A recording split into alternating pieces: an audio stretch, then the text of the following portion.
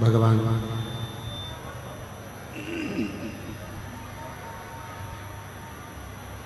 देवाधिदेव महादेव ये ठीक है, ये ठीक है, उसको नीचे कर दो।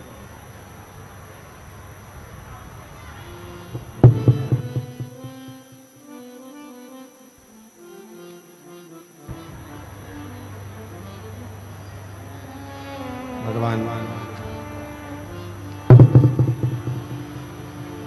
देवाधिदेव महादेव भगवान शिव ओगड़दानी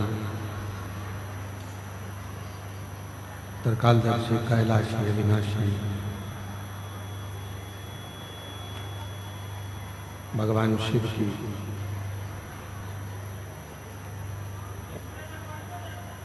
पवित्र पावन धरा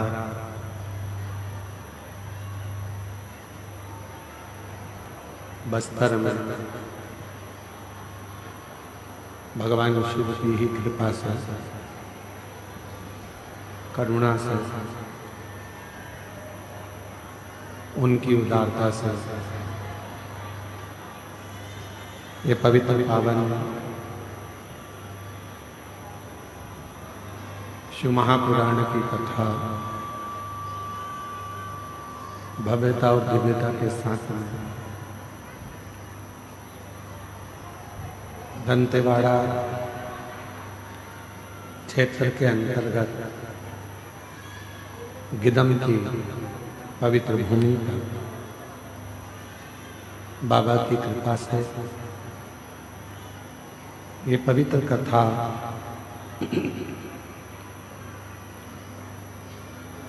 मां दंतेश्वरी की गोद में मां दंतेश्वरी की करुणा से चल रही है। आज कथा का तृतीय दिवस है। कथा मंडप में विराजमान संत महोदय, सभी साधु सन्यासी तपस्वी साधक उपासक ब्राह्मण जन कथा के मंडप में विराजमान क्षेत्रीय विधायक श्री चेतराम अटामी जी, विधानसभा दंतेवाड़ा छत्तीसगढ़,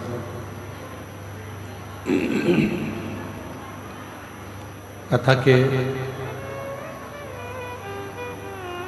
मुख्य यजमान में स्वर्गीय अविनाश तिवारी जी, स्वर्गीय प्रमिला जी तिवारी, स्वर्गीय अश्वजीत जी तिवारी जी की स्मृति में श्री विजय प्रसाद तिवारी जी, श्रीमती कमला तिवारी जी, श्री अभिलाष तिवारी जी, श्रीमती श्याम तिवारी जी, श्री अभिनव तिवारी जी, श्रीमती शुभांगी तिवारी जी, श्री सुशील तिवारी जी, श्रीमती अरुणा तिवारी जी, श्री अनुमेह तिवारी जी, श्री अभिजीत तिवारी जी, गिदम छत्तीसगढ़ से एक बार यजमान परिवार के लिए जोरदार ताली बजाकर उनका स्वागत अभिनंदन, जिन्होंने इस पवित्र पावन शिव महापुराण की कथा को आयोजित कर संपूर्ण क्षेत्रवासियों को लाभान्वित किया। वनवासी आदिवासी क्षेत्र का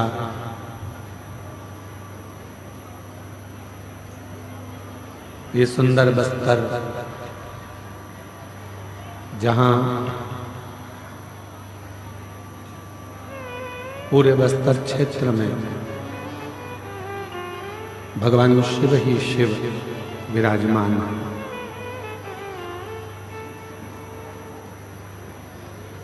जब आज हम बरसुर गए और बरसुर में जाकर भगवान शिव के प्राचीन प्राचीन शिव मंदिरों का दर्शन किया,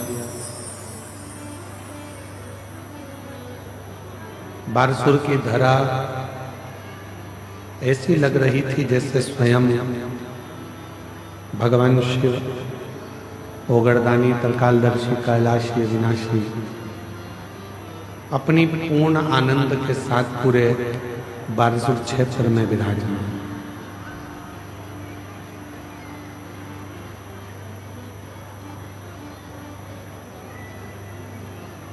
कल कथा में कहा था एक मानव का शरीर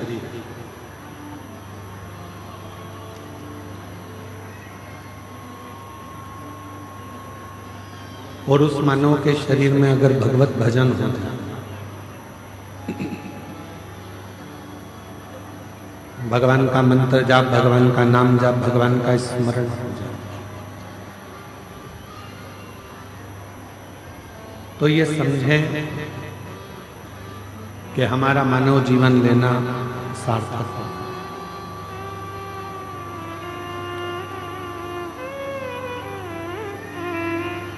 क्योंकि एक तो कठिन है मनुष्य का शरीर, और भगवान ने यदि मानव का शरीर दे भी दिया और उस मानव के शरीर से हम भगवत नाम ना ले पाए, भगवत स्मरण ना कर पाए, तो हमारा जीवन बेकार।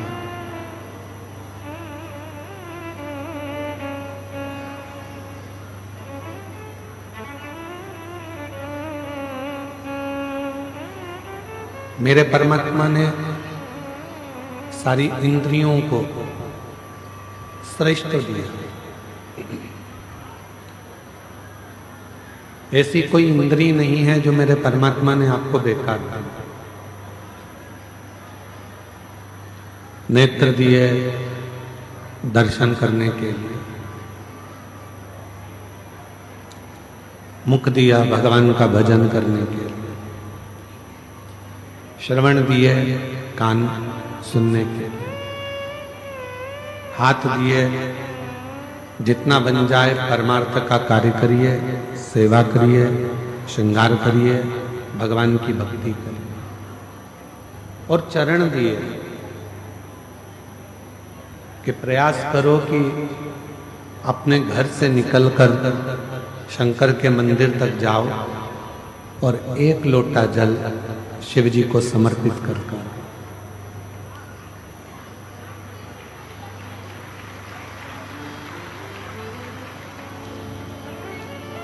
अपने चरण का सदुपयोग तभी है जब हम अपने नजदीक के शंकर के मंदिर में, अपने नजदीक के शिवालय में जाएं। अपने हाथों का सदुपयोग तभी है जब हम इन हाथों से कुछ अच्छा कर सकें।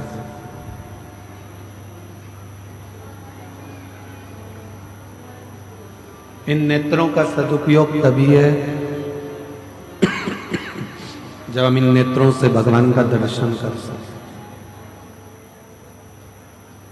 वरना शरीर तो सबको मिलता है और फिर वो शरीर छोड़कर चले भी जाते हैं।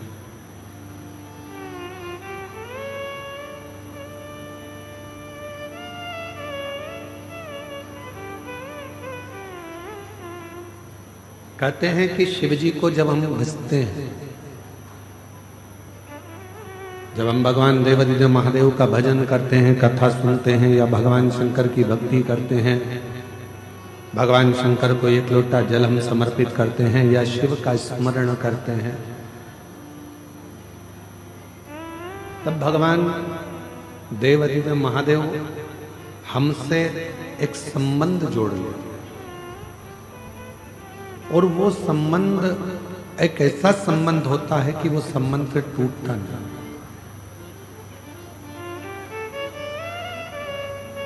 दुनिया के सारे रिश्ते मरने के बाद टूट जाएंगे। दुनिया के सारे संबंध मरने के बाद टूट जाएंगे।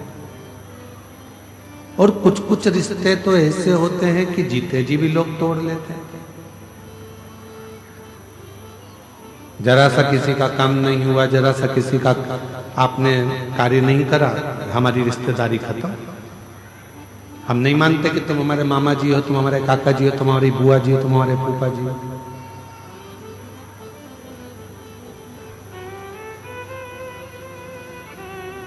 आज के समय के जितने रिश्ते हैं, आज के समय के जितने संबंध हैं, रिश्ते हैं, वो सब एक व्यापारीकरण में चल रहे हैं। तुम हमारा कोई काम करोगे तो हम तुम्हारा काम करेंगे, तुम हमारा ऐसा कर दोगे तो हम तुम्हारा ऐसा कर देंगे, तुम हमारे लिए ऐसा करोगे तो हम तुम्हारे लिए वैसा कर देंगे। ये आपसी का केवल लेन देन है और आपसी का व्यापारीकरण।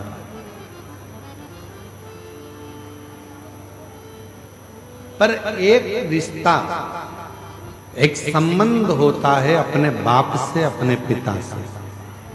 एक रिश्ता होता है अपनी माता से, संबंध होता है अपनी माता से, जिसमें कोई व्यापारीकरण नहीं। एक रिश्ता होता है परमात्मा से, जिसमें कोई व्यापारीकरण नहीं है।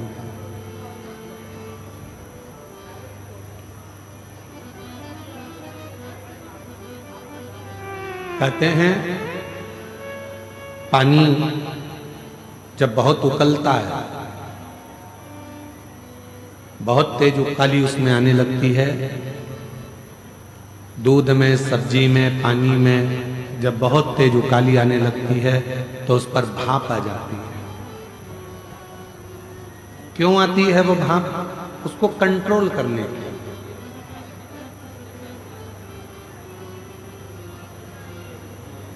पानी में उकाली आई तो भाप आ गई, सब्जी में उकाली आई तो भाप आ गई, दूध को आपने गर्म किया, उकाली आई तो भाप आ गई।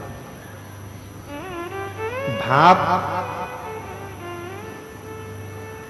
उकलता हुआ देखता है तो आ जाता। उसी तरह एक हमारा जो बाप है, हमारा जो पिता है, वो भी जब हमें परेशानी में देखता है, कष्ट में देखता है, तो हमारा शिव भी हमारा पिता बनकर, हमारा बाप बनकर हमारे नजदीक है।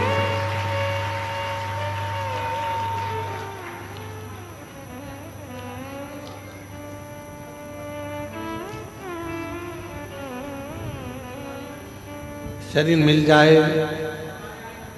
प्राप्त हो जाए, जरूरी नहीं है कि वो शरीर तुम्हारा पूर्ण तरह से कार्य करे। जब तक कर रहा है तब तक उस परमात्मा की भक्ति में भी लगाओ और अपने परिश्रम में भी लगाओ। कोई तुमसे कह दे कि अपना घर छोड़कर बाबा बन जाओ, बिल्कुल मत बनो। जो बन गए हैं उनको नमन करो, प्रणाम करो। कोई तुमसे कहे कि तुम साधु बन जाओ, सन्यासी बन जाओ, संत बन जाओ, हाथ जोड़ लो।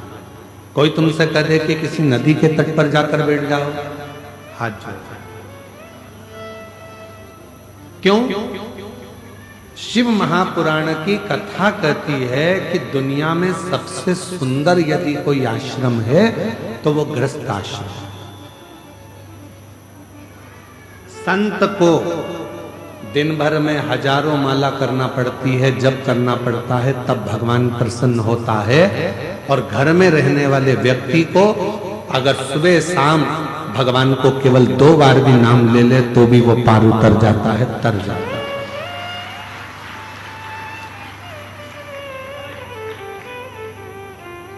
संत को तपस्या करना पड़ेगी, साधु को साधना करना पड़ेगी, पर एक गृहस्थी को, घर में रहने वाले व्यक्ति को ना उसे तप करना है, ना उसे साधना करना है, ना उसे कोई योग करना है। उसे तो केवल एक काम करना है, सारी समस्या का हल बोल बम का नारा है। बस उसको अपनी जिंदगी में एक ही चीज करना है कि चलते फिरते काम करते करते भगवत नाम ले, भगवत स्मरण।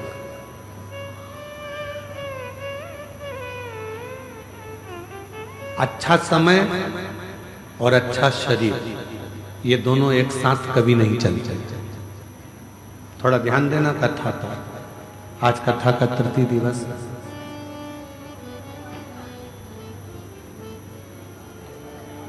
अच्छा समय और अच्छा शरीर कभी दोनों एक साथ नहीं चलेंगे। शरीर अच्छा रहेगा तो समय अच्छा नहीं रहेगा। जब समय अच्छा चलेगा तो शरीर ठीक नहीं चलेगा।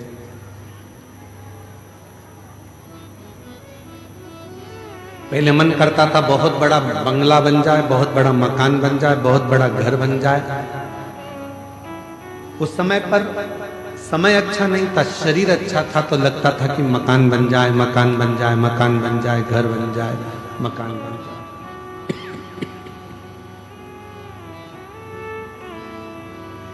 समय निकल गया, शरीर शिथिल हो गया, घुटने दुखने लगे, कमर दुखने लगी, हाथ पैर दुखने लगे। तब बच्चों ने मकान बनाया। पहले मन करता था कि मकान बड़ा हो तो मैं अंदर कपड़े धो के छत पे ले जाके सुखा दूं। इतना बड़ा मेरा मकान हो, इतनी बड़ी मेरी छत हो, इतना बड़ा मेरा पूरा भवन हो कि मैं कहीं भी मेहमान आए तो ऊपर ले जाकर उनको बिठाऊं, ऊपर घूमूं, यहाँ घूमूं, वहां घूमूं। उस समय शरीर अच्छा था, समय अच्छा नहीं था। जब समय अच्छा आया तो मकान बन गया, मकान तो बन गया पर शरीर अच्छा नहीं रह पाया। अब तुमसे कोई कहे ऊपर जाके कपड़े डाली आओ तो क्या भैया हाथ जोड़ूं, तू चले जा, हमारे बस का। शरीर ठीक है, शरीर अच्छा था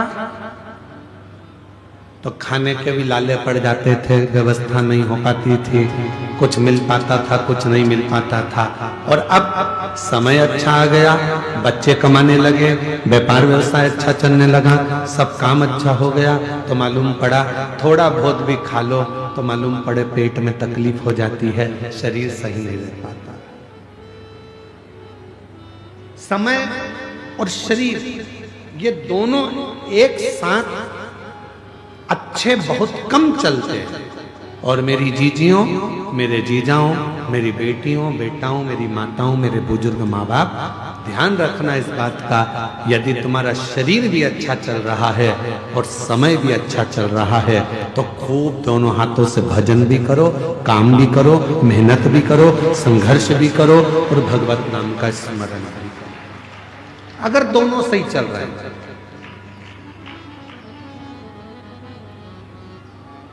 शरीर सही चल रहा है, दौड़ दौड़ के कथा में पहुंच जाओ। अपने दंतेवाड़ा क्षेत्र में पहली बार ये कथा शिव महापुराण की आई है। शरीर अच्छा है, परिवार वालों से कहो कि मुझे लेकर चलो, मुझे कथा में छोड़कर आओ। कहाँ हो रही है? गिदम में हो रही है, 25-50 किलोमीटर दूर है, चलो। आज हम वनवासी क्षेत्रों में जब गए, सुबह जब हम बारसूर पहुंचे, वहां पर बहुत सारी आदिवासी जीजियों से, वनवासी जीजियों से मिलना हुआ। उनके चेहरे पे बड़ी प्रसन्नता थी। उनके मुख से निकला कि हमने शिव को देखा कि नहीं देखा, पर गुरुजी आप आ गए तो हमको लगा कि हमारा शंकर का दर्शन हमारे बारसूर में हो।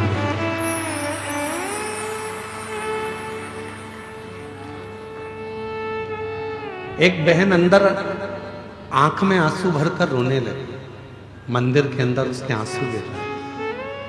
हम शिव जी को जल चढ़ा रहे थे बारसूर के मंदिर में, 32 खंबा मंदिर में, और उसकी आंख में से जल बह रहा था। हमने कहा दीदी तुम रो क्यों रही हो? तो कहा गुरुजी पहली बार हमारे क्षेत्रवासियों ने इतनी आनंद के साथ, ये पूरा क्षेत्र नक्सल क्षेत्र रहा है, पर हमारे क्षेत्र में हमने पहली बार बच्चे से लेकर बूढ़े तक के व्यक्ति के चेहरे पर प्रसन्नता देखी है। ये शिव की, ये शिव।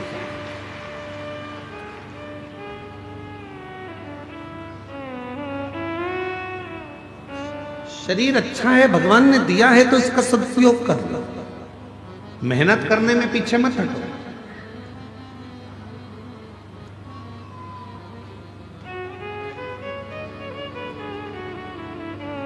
भगवान को पाने के लिए बहुत बड़ी तप की, बहुत बड़ी साधना की, बहुत बड़े उपास की, बहुत बड़े व्रत की भी जरूरत नहीं पड़ती। यहां तक शिव महापुराण की कथा कहती है कि अपने हाथ से इतना दान कर कर जाना कि तुम्हारे मरने के बाद कोई 12 और 13 ब्राह्मण को भोजन कराए कि नहीं कराए मालूम नहीं है।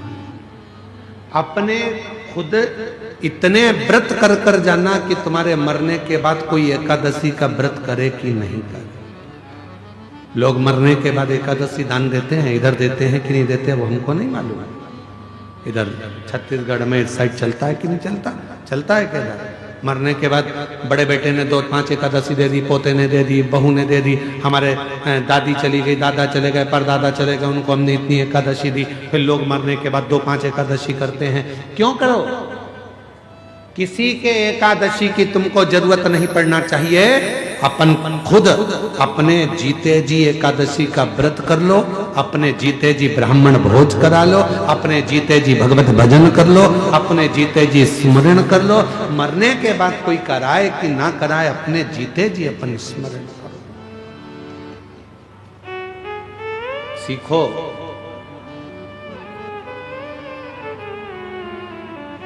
श्री विजय प्रसाद जी तिवारी जी को मैं धन्यवाद दूंगा। कहाँ बैठे हैं? कहाँ बैठे? काहे नीचे बैठ गए? तुम्हारे पाँव में तकलीफ हो रही थी, ऊपर बैठो।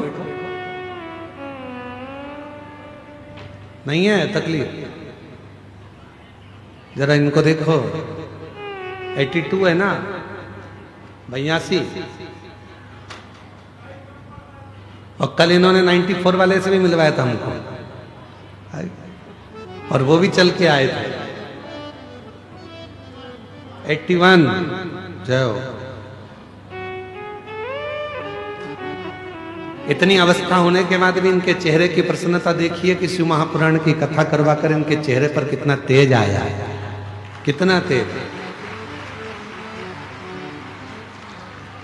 कोई थकान नहीं दिखती है।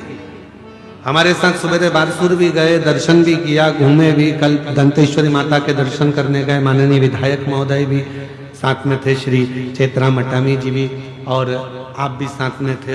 कोई हमारे जो साथ के बच्चे हैं वो दौड़ने में थक रहे थे, पर ये तिवारी जी एकदम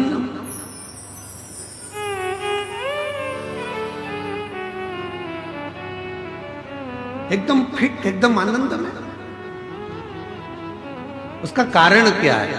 उसका कारण केवल एक है कि उससे मिलने की आस, उस परमात्मा को पाने की आस, और उस भगवान की भक्ति को धारण करने की आस हमको आनंदित कर देती है। उससे मिलन की आस। और मेरे भोले तेरा सहारा है, मेरे भोले तेरा सहारा है, मेरी नैया का तू किनारा, मेरी नैया का तू किनारा, मेरे बाबा तुझे पुकारा है, मेरे बाबा तुझे पुकारा है, मेरी नैया का तू किनारा, मेरी नैया का तू किनारा। एक शरीर के चलते चलते अपनी एकादशी करो, शरीर के चलते चलते दान करो, शरीर के चलते चलते खूब संघर्ष करो, शरीर के चलते चलते भगवत भजन करो। शरीर नहीं चलेगा तब कुछ नहीं कर सकते।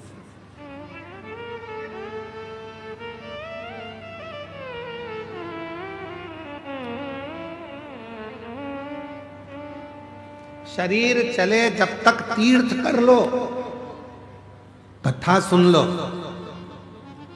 और तुम्हारी घर में चले तब तक दोनों हाथों से दान और धर्म कर लो, दोनों हाथों से पुण्य कर लो, सत्कर्म कर लो। जब तुम्हारे घर में नहीं चलेगी ना, 5 रुपए भी तुम अपनी किसी को दे नहीं पाओगे।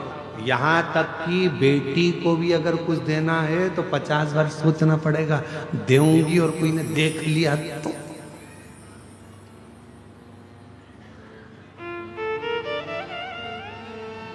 शरीर चले तब तक तीर्थ करो, कथा सुनो, भगवत भजन करो, स्मरण करो, और तुम्हारे घर में चले तब तक भगवान की भक्ति करो, दान करो, पुण्य करो, सत्कर्म करो, जो तुम अच्छा कर सकते। फिर मौका नहीं मिला।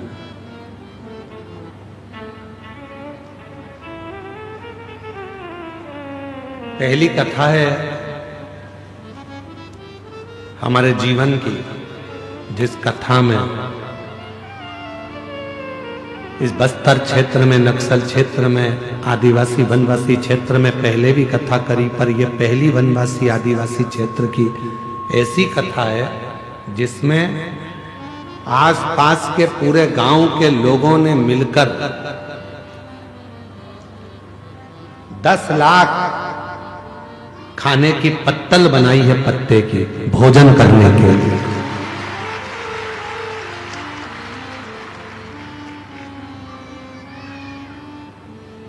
क्या है आदिवासी वनवासी के पास में? यही पेड़ के पत्ते। तो पूछा गया कि आप इस विशाल कथा को जो आयोजित हो रही है वनवासी आदिवासी क्षेत्र में, नक्सल क्षेत्र में ये कथा चल रही है, इसमें तुम क्या कर सकते हो? अच्छा चल रहा था, अब उसमें क्यों परेशानी कर रहे हो भाई? नक्सल क्षेत्र में, आदिवासी वनवासी क्षेत्र में तुम क्या कर सकते हो? तो उन्होंने कहा कि आप बताओ। तो तिवारी जी ने कहा कि अपने जितने भी शिव भक्त यहाँ आ रहे हैं वो भोजन करेंगे, उनके लिए अपन को कहीं से प्लेट नहीं लाना, थाली नहीं लाना, उनके लिए गांव-गांव से सब 2-2, 5-5, 10-10 पत्ते की पत्तल बनाओ और उस पत्तल पर लोग भोजन कर कर जाएं। हमारा वनवासी क्षेत्र की बहनों ने, जीजियों ने, जीजाओं ने, बेटियों ने, बेटाओं ने 10 लाख पत्तल निर्माण करी, पत्ते की पत्तल 10 लाख।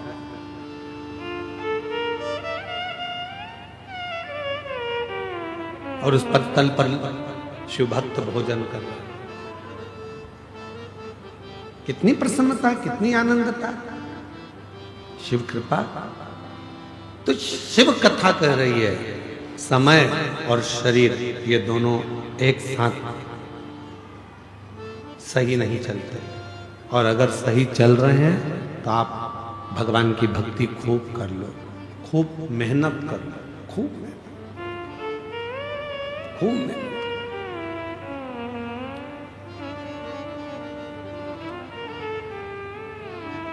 महाराज, ऐसा कोई संसार में जन्म नहीं लेता जिसकी जिंदगी में कोई दुख नहीं होता।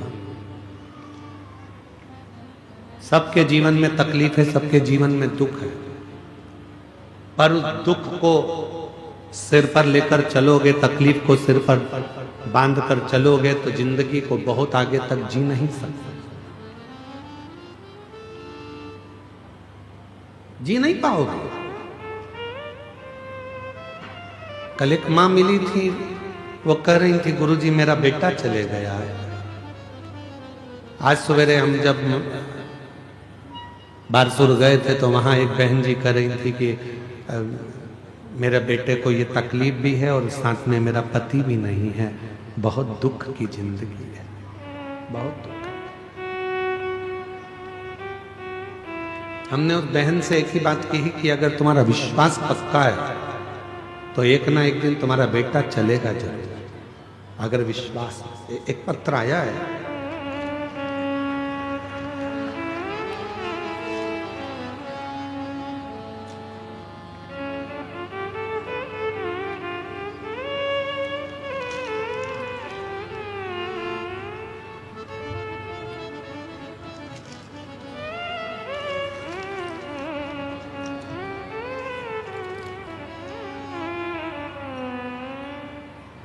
सोनिका देवी, ग्राम भगया, जिला गोंडा, झारखंड से आई हैं। आप ही हैं? आ जाइए, एक बेलपत्र लेकर जाइएगा, एक बार वापस आते ना दो। बच्चा आया है क्या साथ में? आ जाओ। मैं सोनिका देवी, ग्राम भगैया, जिला गोंडा, झारखंड से आई। बाबा क्या वर्णन करूं, मेरा लड़का चल नहीं पाता था, ना बोल पाता था। इसके पांव भी नहीं चलते थे, इसे बोल भी नहीं सकता था। बचपन से ही इसको तकलीफ थी, जिसके कारण ना तो ये बोल सकता है ना चल सकता। जब ये बड़ा हो गया, अभी हमको कुछ सालों पहले मालूम पड़ा कि कथा आप करते हैं उसमें उपाय बताते। हमने उपाय करना प्रारंभ करा और सीहोर पहुंच गए। सीहोर की मिट्टी में इस बच्चे को हमने वहां पर रखा। रुद्राक्ष उत्सव में से रुद्राक्ष लिया, शिव जी का वो रुद्राक्ष लेकर जल में गला देते और इस शंकर को चढ़ाकर इसका पानी इस बच्चे को पिला देते। बेलपत्र चढ़ी हुई बच्चे को खिला देते। सालों हो गए थे, ना ये चलता था ना ये बोलता था। आज बाबा की कृपा से मैं नमन करने के लिए आई हूं कि मेरा बेटा अब बोलने भी लगा और चलने भी लगा और समझने भी लगा। उसको मैं सांस लेकर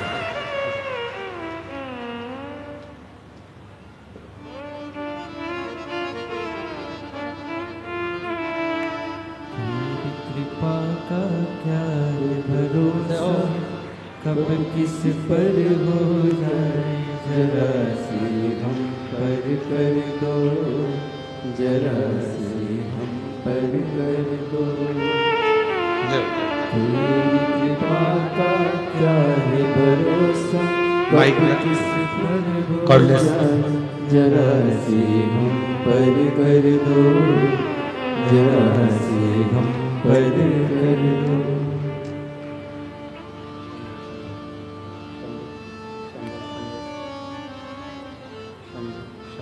शंभु चलिए शिवाय नमः। जोरदार ताली बजे। ना चलता था ना बोलता था, सब दूर घूम ली, पत्र में लिखा।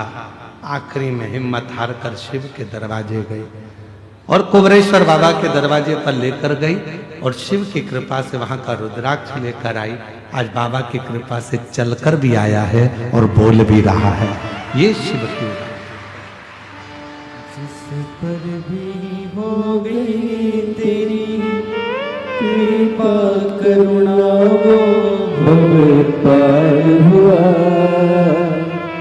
भव पार हुआ। पापी हो चाहे दीदी कह रही हैं, जब ये चलता नहीं था, बोलता नहीं था, तो लोग बहुत आड़ा टेढ़ा कहते थे, ताने देते थे, अपशब्द कहते थे। पर बाबा ने मेरे बेटे को चला भी दिया और बुला भी दिया। ये शिव शंकर की जिस पर भी हो गई तेरी कृपा करुणा, वो भव पार हुआ, भव पार हुआ। जब तक शिव कृपा न करे दुनिया में कोई कुछ कर ही नहीं सकता, कुछ नहीं।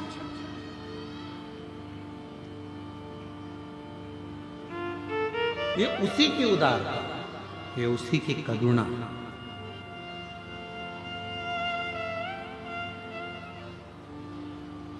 आप उसको भजो, आप उसका स्मरण करो। कैसे नहीं देगा वो? क्या मानते हो भोलेनाथ जी को आप? बोलो बोलो जरा, सब गिदम वाले बोलो। पिता, बहुत बढ़िया। शिव को अपना बाप मानो, क्योंकि एक रिश्ता ऐसा होता है जिसमें देना नहीं पड़ता है, वो अपने को देता रहता है हमेशा। वो बाप और बेटी का रिश्ता, वो बेटे और बाप का रिश्ता। एक सिर पर बोझ रखकर यदि तुम चलोगे, गुरुजी ये दुख है, ये दुख है, दुख है, तो आगे नहीं बढ़ता। जिस समय पर कुबरेश्वर बाबा की धरा पर सीहोर कुबरेश्वर धाम जिंदगी में जब भी पहुंचो, उस बाबा की धरा पर रहने का प्रयास करो।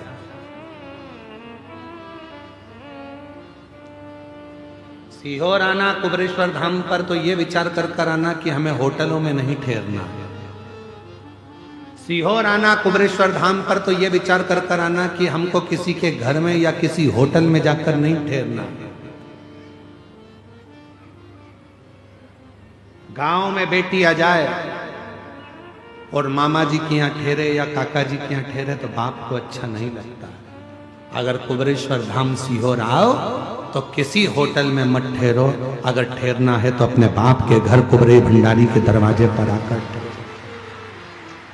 भले कमरा ना मिले तो कुबरेश्वर धाम पर गादी ओढ़ने का कम्बल सब निःशुल्क मिलता है। ओढ़ो, वापस जमा कर दो। वहां कोई चीज का पैसा नहीं लगता। गादी भी बिछाओ, कम्बल भी ओढ़ो। यहाँ तक भोजन व्यवस्था निःशुल्क है। और अभी थोड़े दिन की बात है, वहां एक बहुत बड़ा टीन शेड बन रहा है। 400 शौचालय बन रहे हैं। वहां पूरी व्यवस्था हो जाएगी। तुम्हें कहीं जाने की जरूरत नहीं, किसी होटल में ठहरने की जरूरत नहीं। तुम बाप की बेटी हो, अपने पिता के घर में आई हो तो उसी की यहाँ दरी बिछा कर सो जाओगी और वो करुणा कर दे। किसी होटल में ठहरने की जरूरत नहीं है। अगर आप कुबरेश्वर धाम आओ, आप तो केवल उस बाप के घर में आए हो तो बाप के यहाँ ठहरो। पिता के घर में जब ज्यादा लोग आ जाते हैं तो दरी बिछा के ही तो सोते हो अपने बाप के घर में। बोलो बोलो, ईमानदारी से बोलो। 4-5 बहन आ गई, जमाई आ गए, बच्चे आ गए तो पिताजी क्या कहेंगे? बेटा ये गादी पड़ी है, दरी पड़ी है, बिछा लो, सब यहाँ लाइन से सो जाओ। बस बाप के आंगन में ऐसे ही सो लो। पर बाप के घर एक बहन ने पत्र लिखा है। उस पत्र में उस बहन ने लिखा कि मेरे भाई ने जिद कर दी कि तू कहती है कि कुबरेश्वर धाम वाला बाबा सब कुछ दे देता है और तू कहती है कि बाबा सुन लेता है। मैंने 12वीं पास नहीं करी, मेरी 12th भी क्लियर नहीं हुई, मैं 12वीं पास नहीं कर पाया। क्या तेरा भोले बाबा मुझे सरकारी नौकरी दे सकता? तो बहन ने अपने भाई से कहा कि किसी एक पंडाल में बैठकर शिव महापुराण की कथा सुन, वहां की मिट्टी को लेकर जा और फिर शिवलिंग का निर्माण कर आनंद के साथ बाबा से विनती कर, देखे सुने कि नहीं सुने। वो बहन भाई को सीहोर लेकर पत्र है, पत्र उसका भी पत्र है।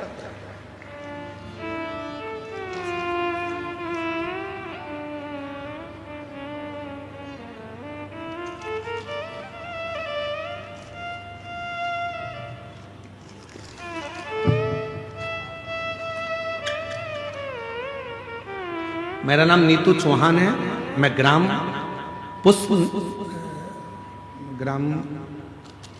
पुसनार भैरमगढ़ जिला बीजापुर से आई हूँ। कहीं बैठी हो जी आप ही हैं? आ जाइए, एक बेलपत्र लेकर जाइए।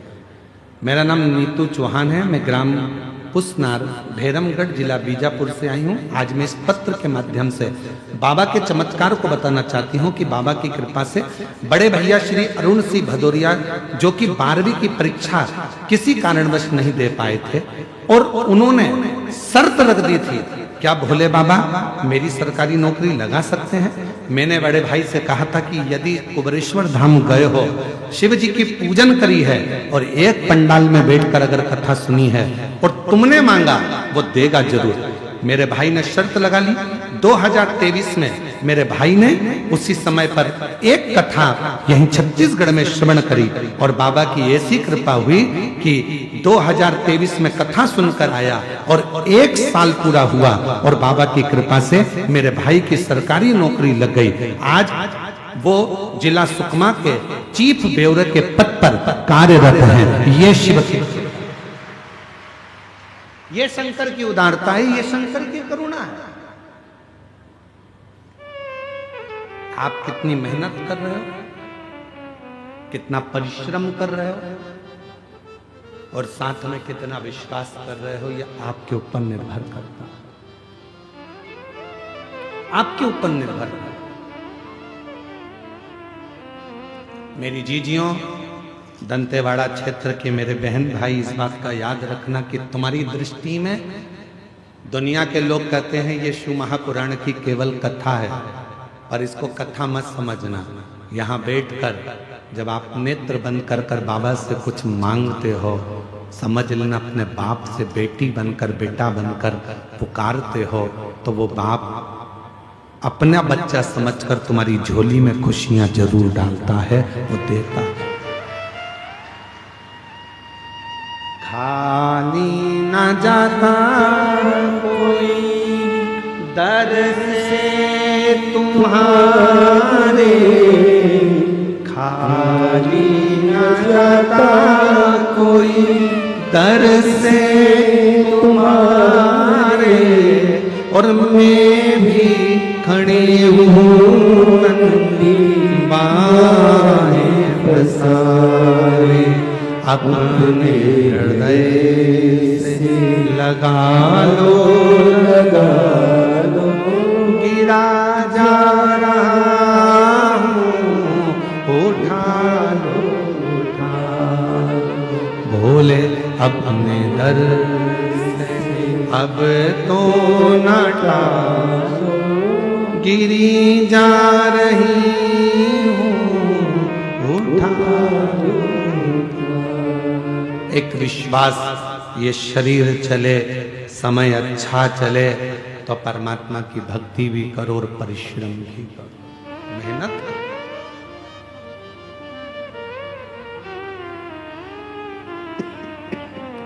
मेहनत करो।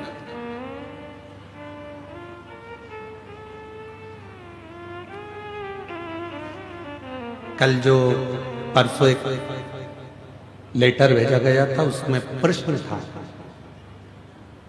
तीसरे दिन की कथा, तीसरा प्रश्न,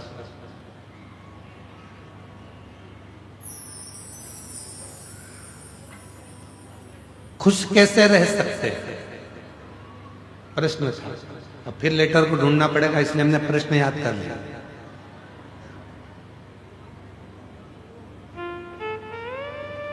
अठारह प्रश्न है, 18 प्रश्न में से तीसरा प्रश्न है, खुश कैसे रह सकते हैं। इसका एक ही तरीका, एक कथा को सुन लो। खुश रहने के लिए एक कथा अपनी जिंदगी में उतार लो कि एक लड़का एक गुरुजी के पास में पहुंचा और गुरुजी से बोला कि गुरुदेव खुश कैसे रह सकते हैं। गुरुजी ने कहा चल मैं तेरे को बता दूंगा खुश कैसे रह सकते हैं। ये मेरा पानी का जो हंडा है इसको तू थोड़ा सिर पे रख ले, अपने को थोड़ा काम कर कर आते हैं, फिर मैं बताऊंगा तेरे को। उसने सिर पर पानी का हंडा रख लिया, दोनों हाथों से पानी पकड़कर चलता रहा 2 किलोमीटर, 3 किलोमीटर, 4 किलोमीटर, 5 किलोमीटर चलता। अब उसके हाथ भी दुखे, सिर भी दुखे, चलते जा। कुछ कैसे 6 किलोमीटर चलने के बाद वो इतना थक गया, गुरुजी ने आखिरी में कहा बेटा अब तू इस पानी के मटके को नीचे रख दे। उसने पानी का मटका जैसे ही नीचे रखा, इतना आनंद में हो गया, इतना खुश हो गया। गुरुजी ने पूछा क्यों बेटा, खुशी मिली?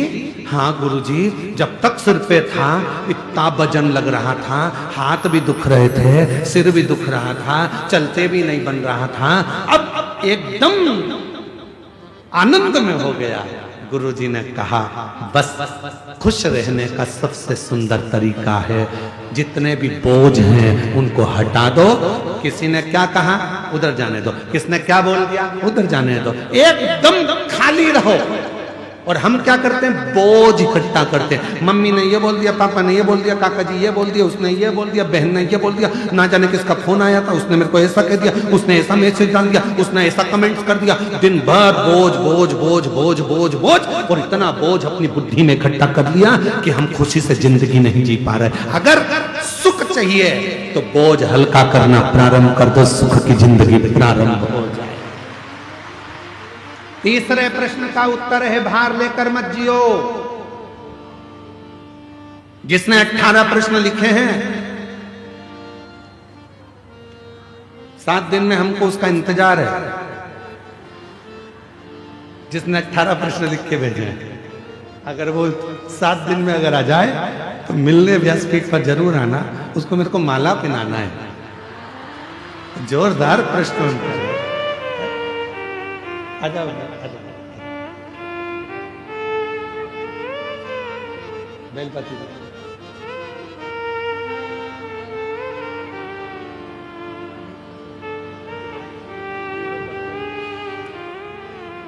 आप ही नीतू चौहान। नीतू चौहान जी, इन्हीं के भाई का जॉब लगा है। एक बार जोरदार ताली बजाकर स्वागत करें।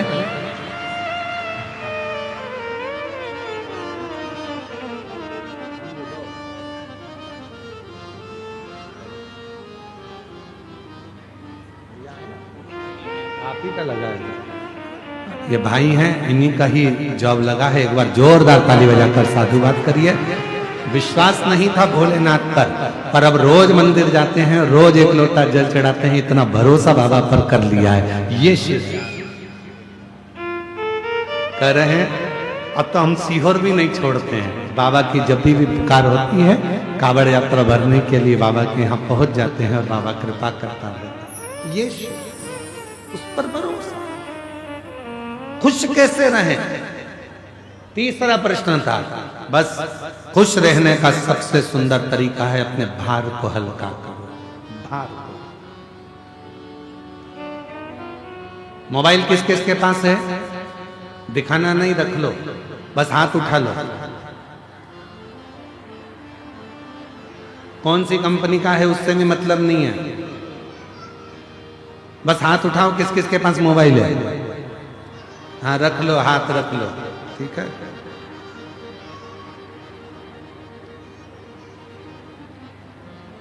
फोटो आते हैं मोबाइल में, वीडियो आते हैं मोबाइल में।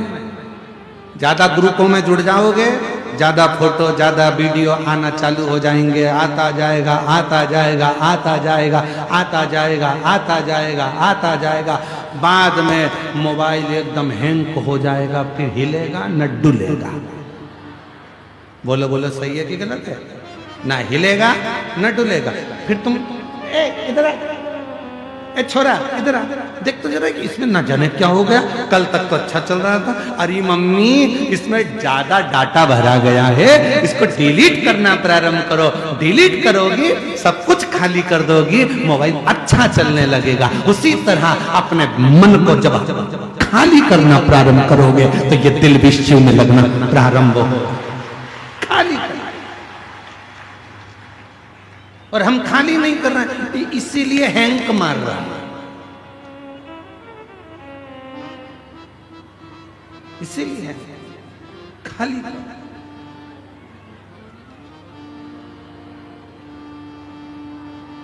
काम काम की चीज रखो जो तुम्हारे काम की है, बाकी का क्या रखा। कचरा इकट्ठा मत करो। इसने निंदा कर दी, उसने बुराई कर दी, इसने अपशब्द कह दिया, उसने ताना दे दिया, उसने आड़ा टेढ़ा कह दिया, उसने ये बोल दिया, उसने वो। दुख किसको नहीं है? संसार में अगर जन्म लिया है तो संसार में जब हम और आप क्या, भगवान भी अगर इस संसार में जन्म लेते हैं तो उनको भी दुख का सामना करना पड़ता है। कर्म का भोग सबको भोगना पड़ता है। और हम पहले भी कहे, आज फिर कहते हैं, तुम्हारे घर के माता पिता से नहीं डरना, मत डरो। गुरु से नहीं डरना, मत डरो। संतों से नहीं डरना, मत डरो। तुम्हारे घर के बुजुर्गों से नहीं डरना, मत डरो। रिश्तेदार से नहीं डरना, मत डरो। नातेदार से नहीं डरना, मत डरो। मंत्री संतरी कलंतरी से नहीं डरना, मत डरो। किसी से नहीं डरना, मत डरो। परमात्मा से भी नहीं डरना, मत डरो। गुरुओं से नहीं डरना, मत डरो। धर्मशास्त्र से नहीं डरना, मत डरो। पर इतना याद रखना, अपने कर्म से जरूर डरना, क्योंकि कर्म का भुगतान तो भगवान को भी भोगना पड़ता है। कर्म का भोग तो परमात्मा को भी भोगना पड़ता है, उनको भी।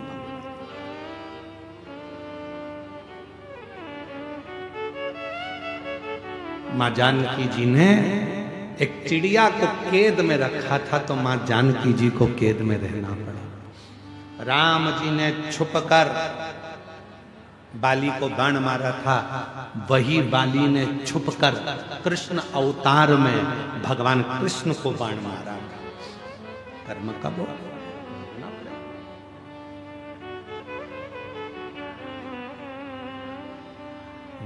मत बुरे कर्म कर बंदे, वरना पछताएगा।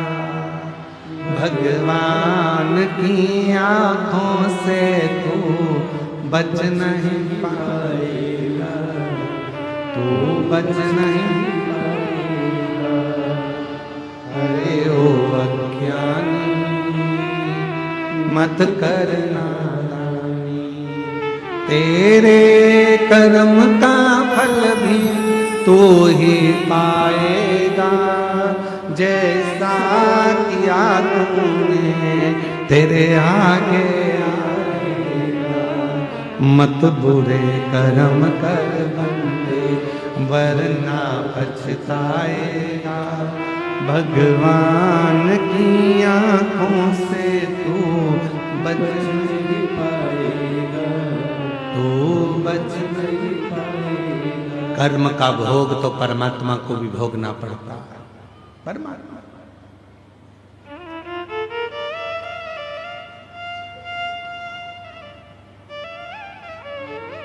किसने नहीं भोगा?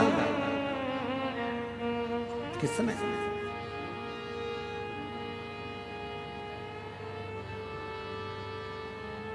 कितना सुंदर एक प्रसंग आता है।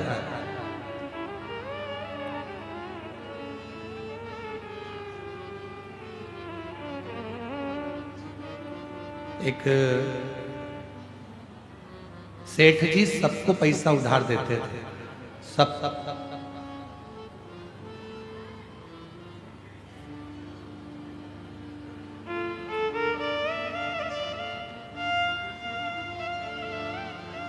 सेठ जी सबको पैसा उधार देते थे, सबको।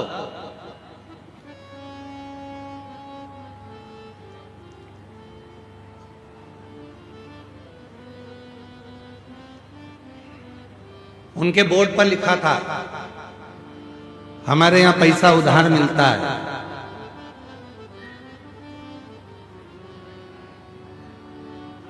जीते जी दे देना, नहीं तो मरने के बाद दे देना। बोर्ड पे लिखा था। और गिदम में भी कोई हो ऐसा तो जरूर पक बता देना। एक सेठ जी के दरवाजे पर लिखा था, हमारे यहां पैसा उधार मिलता है, जीते जी दे दो, नहीं तो मरने के बाद दे देना। दो तीन चोरों ने विचार करा कि यार सेठ जी के पास बहुत पैसा है, बहुत पैसा। एक काम करते हैं कि ये सबको उधार देता है, कौन उधार मांगे? एक काम करते हैं, आज इसकी तिजोरी का पूरा माल निपटा जाता है, सब चुरा लेते हैं। जब इतना पैसा है और सबको उधार देता है तो सब चुरा लेते हैं, सारा के साथ। ठीक ठीक।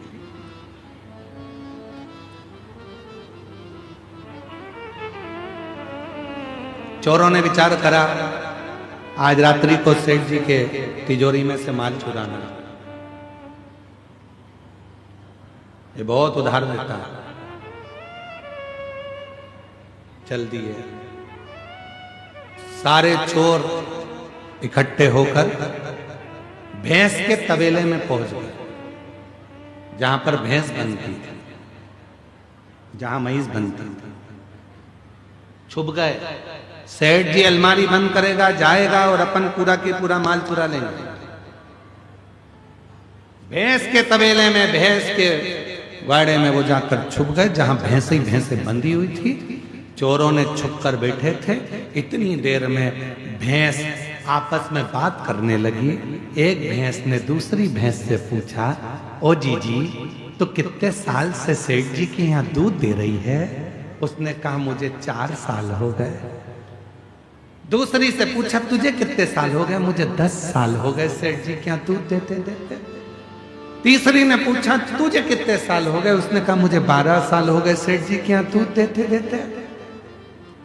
सब आपस में बात कर रही थी।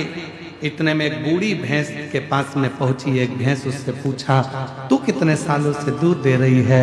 कि मेरी पूरी जिंदगी यहीं दूध देते देते निकल गई। सेठ जी नोच नोच के दूध निकाल लेता है। तो उसने पूछा बूढ़ी भैंस से, एक बात बता, आखिर अपन सब सेठ जी के घर में इतना दूध क्यों दे रहे हैं? कि सेठ बहुत समझदार है, उसने दरवाजे पर लिख कर रखा है, उधार लिया है, जीते जी दे दो नहीं तो मरने के बाद देना।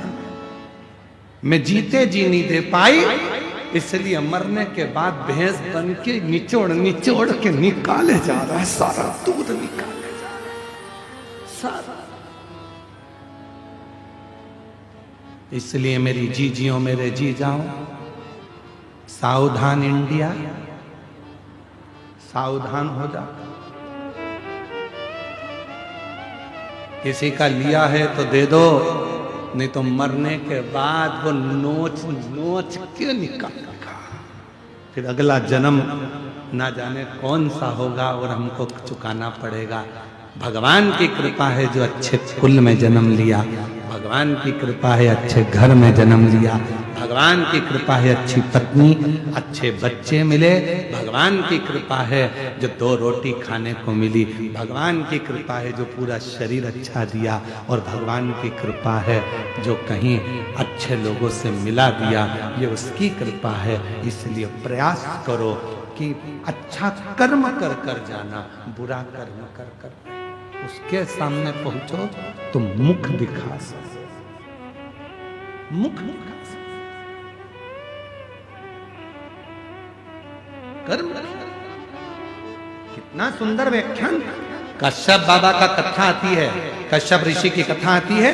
कश्यप बाबा स्वयं एक यज्ञ की रचना करे, और उस यज्ञ की रचना करने में कश्यप बाबा को गौ माता की जरूरत पड़ी कि गाय लाओ, यज्ञशाला में बांधना है।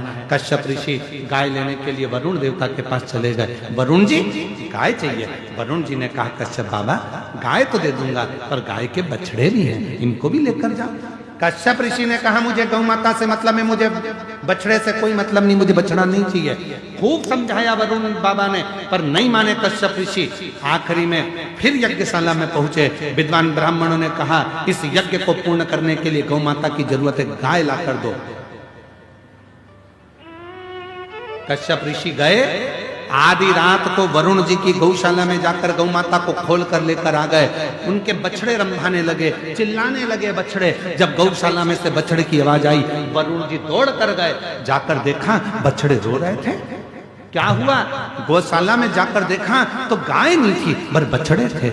मालूम पड़ा कि कश्यप ऋषि यज्ञ को कराने के लिए गाय लेकर चले गए। बछड़े खोलकर कश्यप बाबा के यज्ञशाला में वरुण जी पहुंच गए।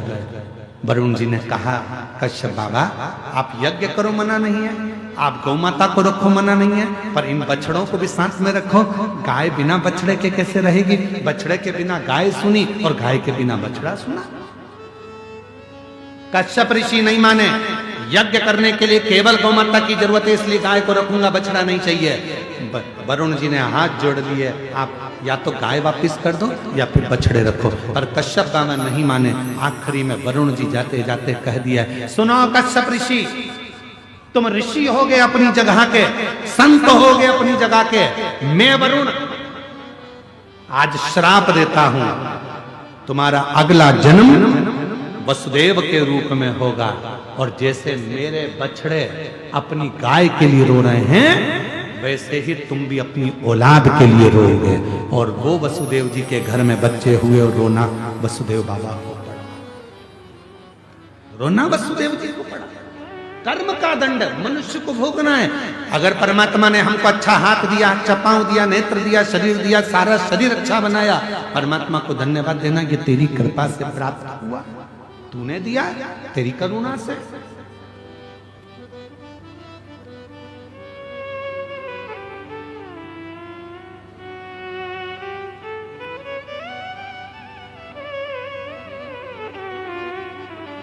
कुछ अच्छा समय चले, कुछ अच्छा समय।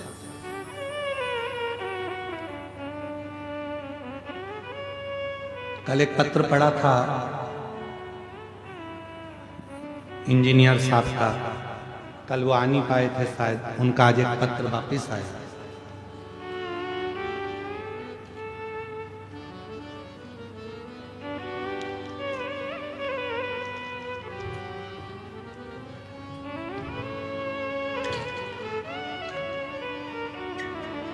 मेरा नाम जीवन लाल जी गोयल है।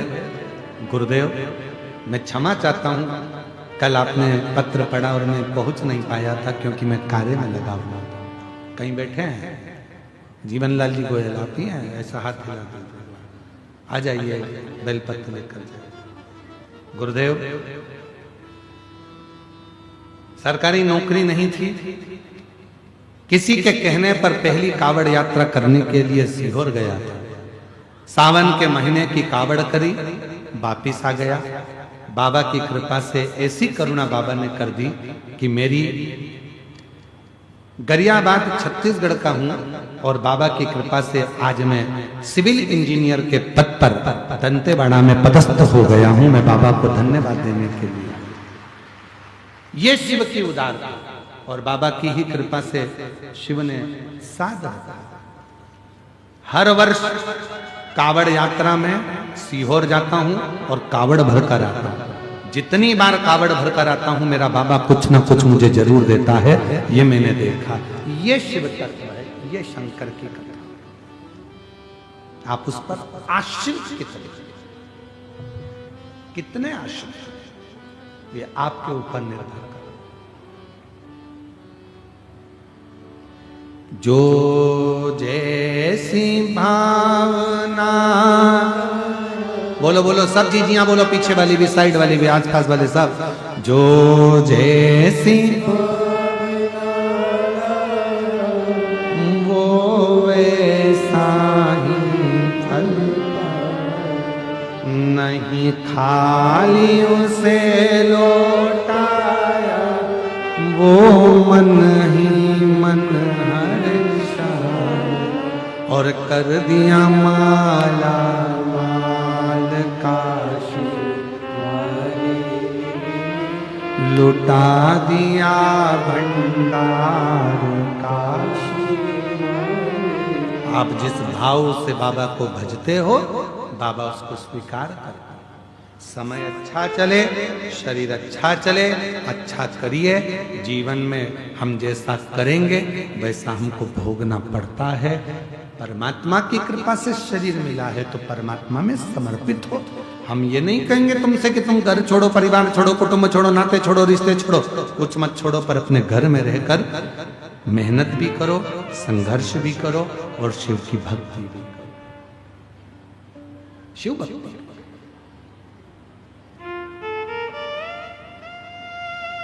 ज्यादा बोझा अपने सिर पर रखकर मत चलो। कितना बोझ था मां सती के सिर पर, कितना बोझ। कथा में जरा सा स्मरण करिएगा कि मां सती की सिर पर कितना बोझ था।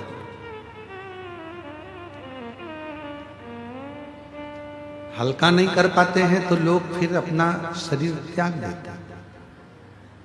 कभी आपने विचार करा कि भगवान देवाधिदेव महादेव की धर्म पत्नी माता सती, दक्ष प्रजापति की बेटी मां सती,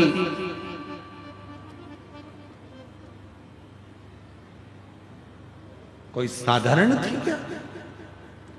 पर इतना डिप्रेशन में पहुंच गई मां सती, इतना टेंशन मां सती की जिंदगी में हो गया, इतना चिंता मां सती के जीवन में आ गई।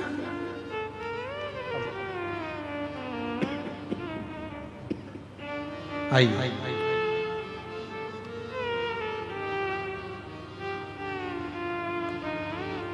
बधाई हो।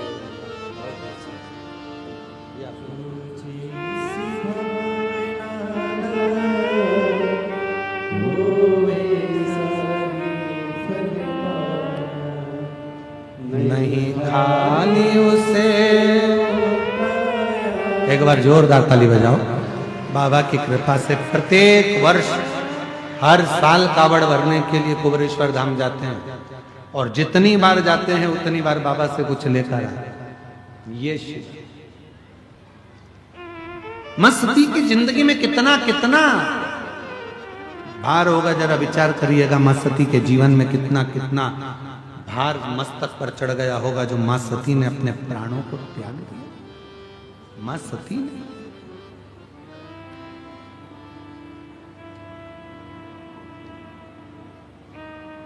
विचार करिए।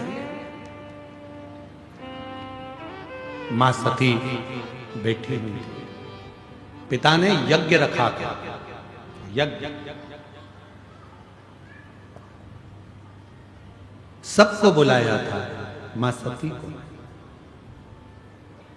शिव को नहीं। सब आए हैं यज्ञ में, पर भगवान देवादिदेव महादेव के पास में कोई पत्र नहीं गया, कोई बुलावा नहीं गया, कोई बुलाया नहीं गया, कोई ने जाकर सूचना नहीं दी कि दक्ष प्रजापति के यहां यज्ञ है, तुम आओ। बल्कि यज्ञ के पहले दक्ष प्रजापति ने एक सभा रखी थी। उस सभा में भगवान देवादिदेव महादेव बैठे थे और सब बैठे हुए थे। दक्ष प्रजापति का आगमन हुआ था। शंकर भगवान उठकर खड़े नहीं हो पाए, सब खड़े हो गए, शिव खड़े नहीं हुए। तो दक्ष प्रजापति को क्रोध आ गया था, श्राप दे दिया, हे शिव, मेरी बेटी सती का विवाह तेरे साथ में हुआ है और तूने अपने ससुर का अपमान करा है। मैं तुझे श्राप देता हूं कि तू शमशान में निवास करेगा। जैसे ही शंकर भगवान ने सुना शमशान में निवास करूंगा, शिव जी प्रसन्न होने लगे, नाचने लगे। भगवान ब्रह्मा विष्णु ने पूछा, भोलेनाथ आपको श्राप लगा है और आप नाच रहे हो? शंकर भगवान कहते हैं, इसको श्राप कहते हैं क्या? मेरे ससुर मेरे बारे में कितना अच्छा सोचे हैं, मेरे ससुर ने मेरे लिए कितना अच्छा सोचा। उन्होंने मुझे शमशान का निवास दिया। मेरे ससुर के बराबर दुनिया में कोई ससुर नहीं होगा जो इतना अच्छा सोचा। प्लाट भी दिलाया तो ऐसी जगह दिलाया जहां कोई कब्जा ही नहीं करेगा। इससे जोरदार जगह कहां हो? लोग मकान पर कब्जा कर सकते हैं, दुकान पर कब्जा कर सकते हैं, फैक्ट्री पर कब्जा कर सकते हैं, जगह पर कब्जा कर सकते हैं, पर दुनिया का कोई व्यक्ति नहीं कि जहां पर व्यक्ति को जलाया जाता हो उस जगह पर कब्जा कर ले। मेरा स्थान वहां होगा, ये तो मुझे प्रसन्नता होना चाहिए। प्रसन्नता। पर दक्ष प्रजापति ने ठीक नहीं किया, ठीक नहीं किया। सती मैया के ऊपर टेंशन आ गया, मेरे पिता ने मेरे पति का अपमान कर दिया। चिंता में पड़ गई, बहुत ज्यादा चिंता। कितनी चिंता होती है जब घर में शादी होती है और शादी के समय पर जीजी को तो खूब पूछो, बहन जी बहन जी बहन जी, और जीजा जी को फूफा जी को मत पूछो। तो वो सत्यनारायण भगवान की पंजेरी का प्रसाद खा के फूफाई करते रहते।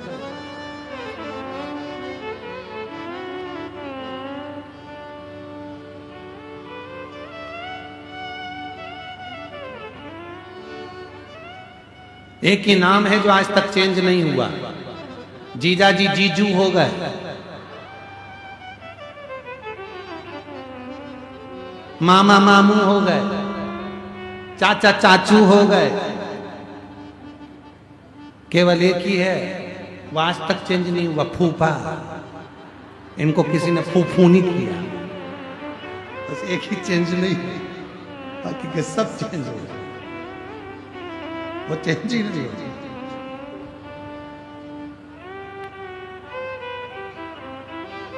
महाराज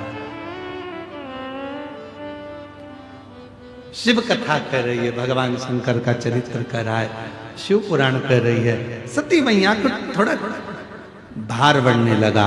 मेरे पति का अपमान हो गया, मेरे पति को अपशब्द कहा गया, मेरे पति को ताना दिया गया, मेरे पति को आड़ा टेढ़ा कहा गया, मेरे पति को अपशब्द कहा गया। चिंता बढ़ती गई और चिंता क्या बढ़ी? जब सबको बुलाया और सती माता के यहाँ कोई पत्र ना आया, तब और ज्यादा सती टेंशन में पड़ गई, भार बढ़ गया।